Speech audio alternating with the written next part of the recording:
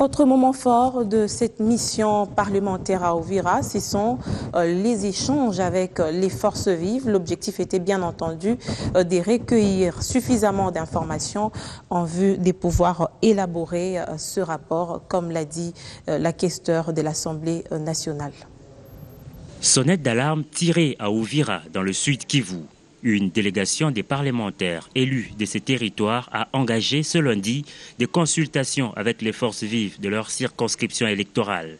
Des étrangers infiltrés à Uvira, de plus en plus nombreux, détiennent des cartes d'électeurs de la République démocratique du Congo. Pourquoi nous sommes à Uvira? Parce que les élus de Uvira se sont plaints.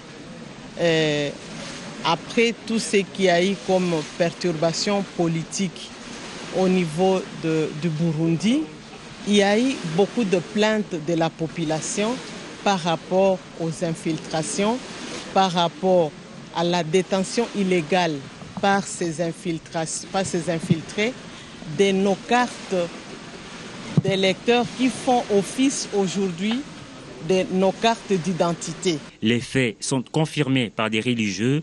Ils en appellent à une synergie d'efforts pour décourager ces suspects. Le problème de ces infiltrés-là, ça commence toujours ici, mais ça ne va pas terminer à Uvira. Ça part de loin. Et nous ne voulons pas vivre toujours éternellement de guerre. Avec nos fidèles, nous sommes capables d'arrêter ce mouvement-là.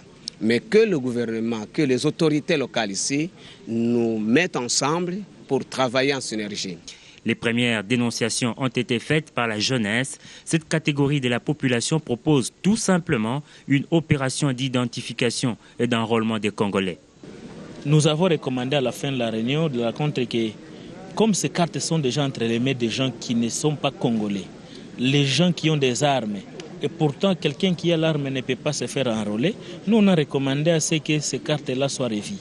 Soit qu'on passe à un autre enrôlement, soit qu'on passe à la donation ou qu'on donne aux Congolais de vraies cartes d'identité.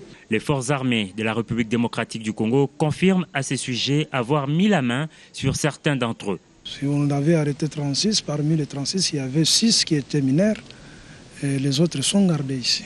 Dans le lot d'irrégularités, l'on a par ailleurs relevé des vols des kits électoraux, des falsifications des cartes d'électeurs et de nombreux autres abus.